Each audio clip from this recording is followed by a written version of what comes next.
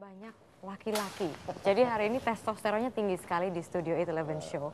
Mengapa? Karena kita akan bicara mengenai film yang tentunya akan membuat Anda menganga dari awal film hingga akhir film, terutama bagi Anda para penikmat film action pemirsa. Dan film ini sudah dinikmati para penonton dari kemarin tuh dari Kanada, kemudian dari Eropa, maksud kami dari Amerika, dan kemudian di Indonesia juga pada saat diputar di Enough. Film apa itu? The Raid. Kita mainkan cuplikannya.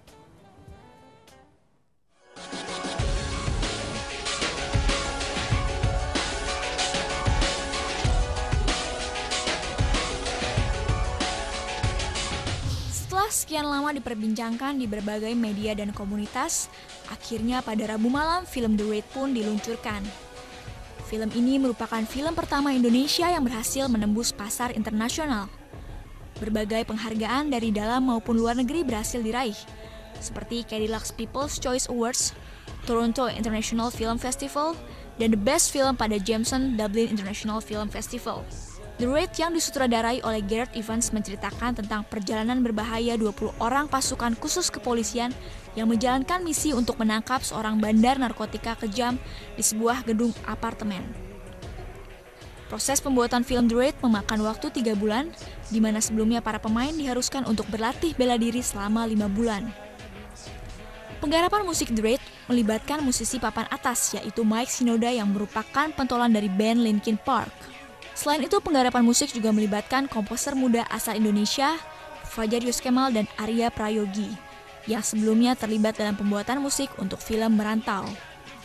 Peluncuran perdana The Raid di Jakarta dihadiri oleh sebagian besar pemainnya seperti Iko Uwais, Yayan Ruhian, Raisa Hetapi, Doni Alamsyah, Pierre Bruno, serta atlet judo Indonesia, Joe Taslim. Nanti ada scene koridor yang saya harus membopong saya harus bopong dia yang sudah cedera, dan saya harus lawan kurang lebih 17 orang. Dan saya harus memakai rompi yang sangat berat, tidak elastis, pakai kopel segala macam, dan dia selalu ada di pundak saya. Bagaimana caranya sih dia untuk apa? Untuk jangan sampai dia kena ketusuk sama lawan kurang lebih 17 orang. Dan di situ pun saya kena lagi, lutut saya cedera, ligamennya kena putus, dan harus sesempurna mungkin kurang lebih 100% kita harus syuting lagi. Peluncuran The Raid akan dilakukan serentak pada tanggal 23 Maret di Indonesia, Australia, Kanada, dan Amerika Serikat. I hope that people kind of watch it and take it as a thrill ride. It's a roller coaster film. This is one of those films where it's not really meant to have like a political message. We're not giving anyone a sort of social commentary. This is a Friday night popcorn and beer night movie. So hopefully people will go into it, have fun, and come away and feel like they want to go in there again. Tim Liputan Metro. That was The Raid. Nah, sekarang sudah ada cast members dan juga tentunya produser dari The Raid. Saya perkenalkan satu-satu. Di sebelah saya ada Mas Raisa Hetapi yang jadi gembong narkoba, Tama. Di sebelahnya lagi ada produser dari The Raid, Mas Aryo Sagantoro, dipanggil biasanya Mas Toro.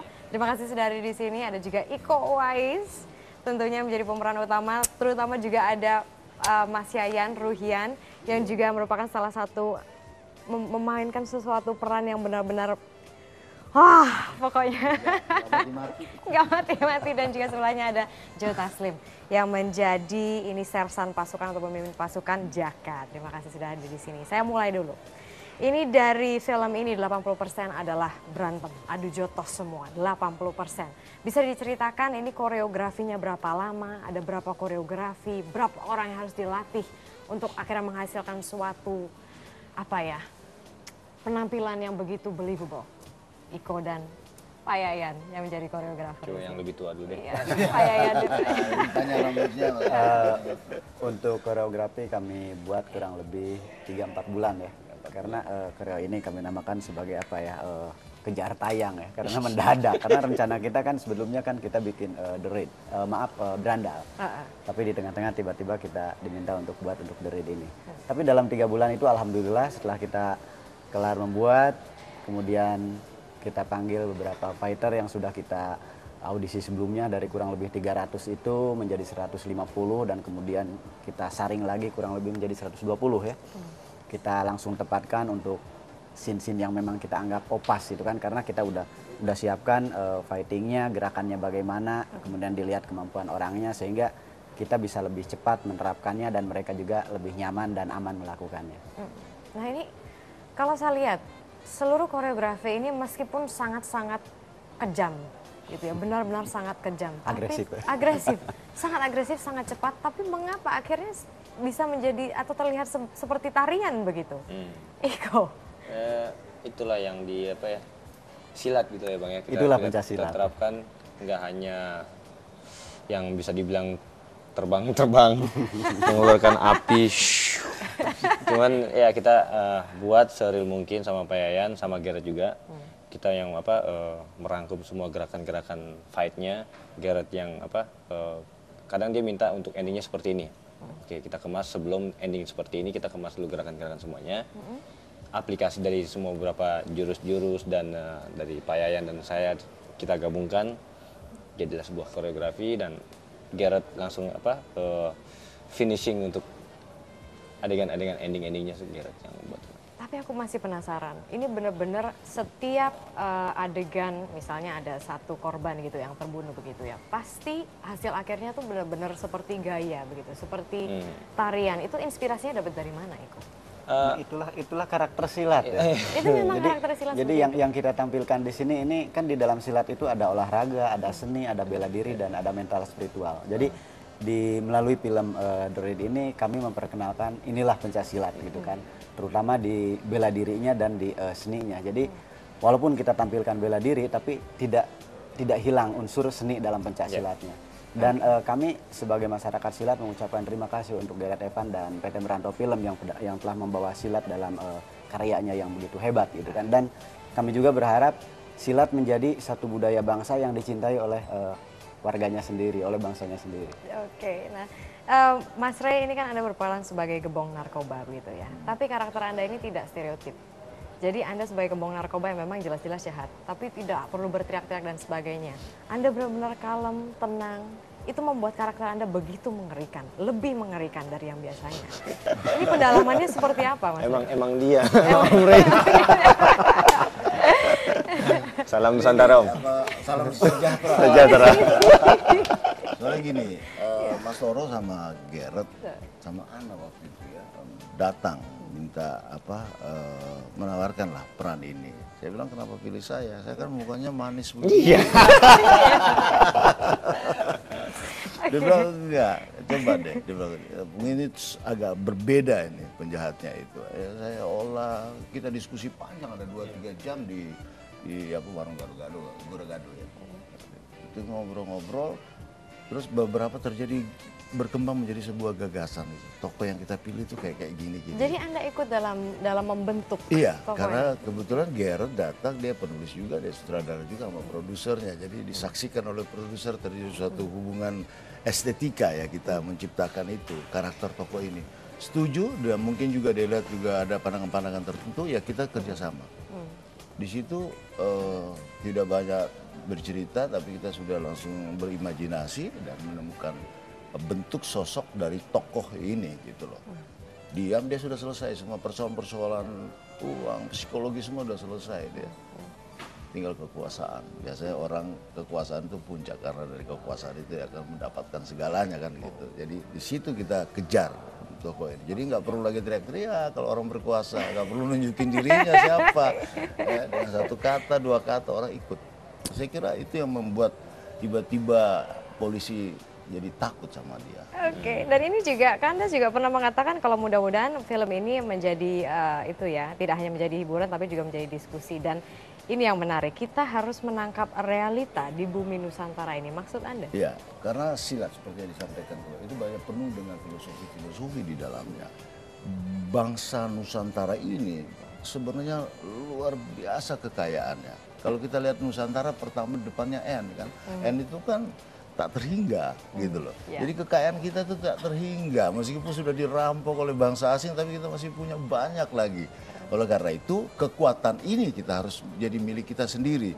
Biar kitalah yang mengolahnya, sehingga kekuatan seperti silat, apa bentuk-bentuk lain banyak, dengan rumah, dengan segala macam karya-karya leluhur kita olah, kita bisa jadi diri kita sendiri, jadi kita mempunyai martabat di dunia ini. Ini juga mengangkat tema korupsi kayaknya.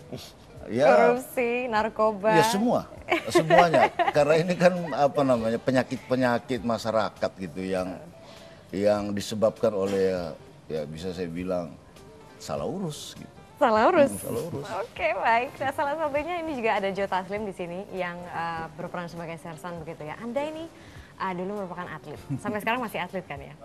Masih di nasional. Masih di nasional. Dia juara nasional. Nah, ini kan film ketiga Anda begitu. Ya. Tapi akting Anda begitu meyakinkan. Terima kasih. Begitu meyakinkan. Sebagai seorang sersan, proses apa ya, pendalaman peran Anda seperti apa sampai menjadi si sersan Jaka ini? Ya, setelah saya masuk di Project Great, jadi director Gareth Evans sendiri yang langsung, dia walaupun saya cuma merupakan salah satu pendatang baru, tapi dia langsung memberikan tanggung jawab, dia mempercayakan peran itu kepada saya. Dan waktu kita misi latihan ke Kopaska untuk militeri, dia bilang, saya pengen kamu ke sana sebagai seorang sersan, bawa anak buah kamu, dan bukan hanya secara skrip, mereka harus ada energi, chemistry bahwa kamu bertanggung jawab pada mereka, dan mereka harus percaya kepada kamu, dan kamu harus build itu. Jadi pada saat misi kita latihan di Kopaska, saya berusaha keras untuk dekat ke setiap calon-calon anak buah saya di The Raid. Dan juga di pasar syuting juga, Gareth Evans memberikan banyak sekali detail-detail tentang sebagaimana Jaka harus sepertinya. Dan saya juga berusaha keras dan saya percaya 100% terhadap Gareth. Jadi itu salah satu energi yang positif dan semua aktor-aktor lain juga memberikan kepercayaan kepada saya sebagai menjadi sersannya. Dan cast and crew yang begitu kooperatif, jadi everything is very smooth, everything the energy is so right, so I'm lucky to be part of this. I'm lucky to be part of it because. Berapa lama latihannya maksudnya pada saat pelatihan militer itu? Kita latihan di Kopaska 1 minggu ya, Kue? 1 minggu. 1 minggu, tapi intens? Intens hanya untuk yang akan kita pakai di syuting nanti. Berapa jam dalam sehari untuk latihan militer kita menjadi tentara di situ. Ya, kita menjadi siswa di sana ya. Oh ya? Dengan cara mereka hukumannya secara ya olahraga seperti push up, sit up, dibangunin dengan tembakan, latihan fisik, latihan berbaris, menembakkan senjata beneran. Tempelan strategi. Ya. Ada pertanyaan nakal, ditempelin nggak? mentalnya dijadiin benar-benar jadiin cowok gitu. Oh gitu ya? Cowok. Karena sebelumnya belum cowok. The Raid. Sekarang pertanyaan berikutnya ke Mas Sagantoro atau Mas Toro. Bisa dijawab ini Mas, jadi film ini benar-benar kalau kita lihat kualitasnya benar-benar bertaraf internasional. Dari penyutradaraan, editing, acting, efek, semuanya begitu. Ini apa rahasianya bisa membuat film yang 98% ini dibuat oleh orang Indonesia begitu world class? Terima kasih. Jadi film ini mastermind-nya memang Gareth Evans. Dia sebagai film director, dia scriptwriter, dia action choreographer, dan dia juga editor. Jadi dia seorang director yang lengkap. Ini film kedua kita kolaborasi sama-sama. Film pertama kita merantau tahun 2009. Semua yang pertama waktu itu, baik buat Gareth, buat saya, Iko, Yayan. Beruntung, kita sangat beruntung di kolaborasi pertama itu kita langsung match, chemistry-nya dapat. Jadi begitu mudah kita untuk melangkah ke step berikutnya di The Raid. Sebenarnya setelah merantau rencananya tadinya kita akan menggarap Berandal. Persiapan selama setahun, mereka udah bikin koreografi, naskah sudah siap, tapi sampai setahun saya merasa belum siap untuk mengeksekusi film itu karena begitu grand, budgetnya juga besar, banyak efek, kejar-kejar mobil dan lain-lain yang kita belum siap. Terus kita namanya orang lapangan, saya sama Gareth akhirnya kompromi, Gareth nggak bisa nih, kita harus segera produksi nih. Kompromi akhirnya jadilah cerita The Raid yang lebih efisien secara budget maupun produksi. 90% dilakukan di dalam gedung untuk menyiasati cuaca yang hujan terus ya kan. Kalau kita di dalam gedung mau panas, hujan, siang malam, sikat terus. Lokasinya di mana sih Mas? Lokasinya di Kuitang, Senen, Jakarta, semua di Jakarta. Itu bener-bener gedung beneran, bukan kayak ya, gedung tua beneran, tapi memang ada beberapa ruang yang harus kita syuting di dalam studio. Kita bangun set di sekitar 4 studio karena nggak mungkin dilakukan di gedung itu. Karena koreografi yang kita desain memang butuh layout yang spesial, kayak Iko di koridor melawan 17 orang yang keluar dari pintu-pintu. belum kita membuat adegan tembak-tembakan yang nggak mungkin dilakukan di gedung gitu. Kita sebulan lebih cari gedung yang mau kita hancurin juga nggak ada orang yang mau kan. Jadi ya itu yang terjadi. Akhirnya siapa sangka film yang sebenarnya produksi manuver kita sebelum masuk ke berandal akhirnya bisa mendunia, alhamdulillah. Oke, di sini juga sudah ada penelpon yang sudah juga menonton The Raid. Kita sapa dulu. Halo, selamat pagi. Halo. Halo. Halo, halo. Dengan siapa ini? Halo, ini saya Andrew. Oke, Andrew. Andrew sudah menonton filmnya? Ya sudah nonton filmnya tadi malam, luar biasa. Oke, bagaimana kesan-kesannya terhadap The Raid ini, Andrew? Well, amazing. Satu kata, amazing. Saya sudah lama di Indonesia, saya sudah mengikuti perkembangan dalam sinema Indonesia cukup lama. Dan saya merasa ini film action Indonesia yang paling baik, paling seru. Bikin saya deg-degan dari awal sampai akhir. Stres berat, tapi asik. Oke, apa saja yang disuka dari film ini, Andrew? Sorry? Apa saja yang Anda suka dari film ini?